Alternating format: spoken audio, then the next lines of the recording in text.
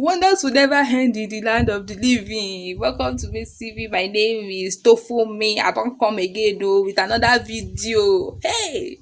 So these PDP people don't mean am. They don't mean am. They don't mean these APC people. So these PDP people now they can't go look for all the atrocities wey the presidential candidate of APC don do. So now they can't release am. They can't sit down dey talk am. I'm going to leave you to this video to watch. Watch this video. Comment down below what you think about this video. Give this video a thumbs up and also go watch am as e dey hot. As e dey hot, ma leave you.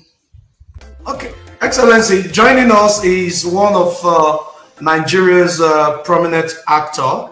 I'm going to bring him online now. His name is Deyemi Okanlawon. Is one of the prominent actors in the movie industry. He has a question or two to ask. Deyemi, how are you doing, Deyemi?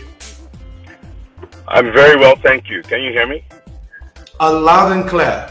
His Excellency is here, and of course, we said earlier that you have some questions to ask. So, what are your questions? He's waiting. First of all, it is an honor to be here, Your Excellency. Thank you so much for listening to the voice of the youth and attending this forum. We really appreciate that. Thank you. Anytime.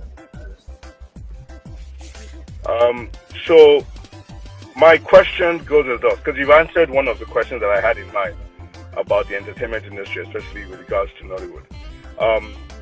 But sir, we know that many Nigerian youth are leaving the country, primarily because of our, worsening economy, which has been fostered by bad economic policies by both the executive arm of the government as well as the CBN.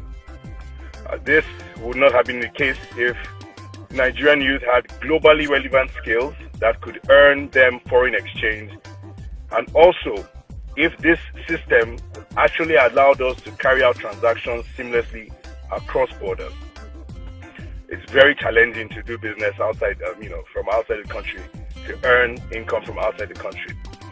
Please, sir, so for my first question, it is, what steps could you possibly take to, first of all, reverse this drain, our youth leaving the country in droves? And also, what steps would help to improve our ability to do business outside the country, even while we are living in the country? For my second question, sir. From 1967 to 1970, even though I'm a student of engineering, I'm a lover of history. Nigeria went through a civil war, which especially claimed the lives of millions of Igbo people. Since then, till now, the federal government has hardly acknowledged this monumental disaster. So my question is, how would you finally seek justice for the lives that were lost during the Biafran genocide? Thank you very much, sir. Well, you have three questions now. Two questions. One has to do with the Nigerian youth and the economy. One has to do with Nigerian youth. Number two is how we can continue business outside Nigeria. Yes, sir. Number three is seeking justice for those who are killed in the Biafra. So that was I said three questions. Question number one: there's nothing you can do to reverse people leaving the country except to have a country that is well governed. One, by securing it. People cannot continue to live in an insecure place. Ensure that you create an enabling environment where people can live and thrive. So a society of law and order, a society where people can genuinely work hard and earn a decent living. You can't ask people when you're not doing the right things to just sit down and die. They need to go where they have to earn a living and everything, because they have to live. So for me, it is important that people understand that to get them to come back is to reverse that trend, to ensure that A, things are working, they're secured, so they can live. Things are working. They have a viable opportunity to earn a living. Number two is that people want to live here and do business outside. I'm actually a bit astonished by that. We are looking for people to work outside and earn dollar. We want every penny. I'm not even going to be giving them the opportunity. I'll be the leader. I'll be make sure I escort them to where they will do the business. It's not to say I'm looking for everybody that can earn a dollar. It's to forget I'm a businessman. Every opportunity to earn money will be supported by me. Personally. Go ask them as a governor. I look for anybody who was ready to do anything in order for us to generate income. So there's no way I will not be able to do that. I'll support that 24 hours. If you don't know today, the reason why our rate of exchange is worsening every day is because of our reserve. And your reserve is driven by your exports. And you have people who are going to earn dollar. I mean, they should be encouraged by all means.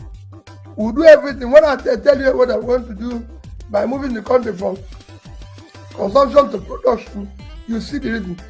As for the issue of those, compensate those who died during the Biafra and everything, it's something, again, if you look at my broadcast of 15th of January this year, I did a broadcast where I said, Biafran war had ended 53 years ago and should remain ended. People should not try to reenact it. And the only way to make it so that it's ended is that we now have to build a country called Nigeria.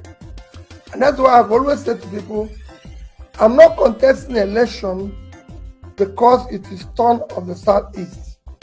No, I don't want anybody to vote for me on that basis.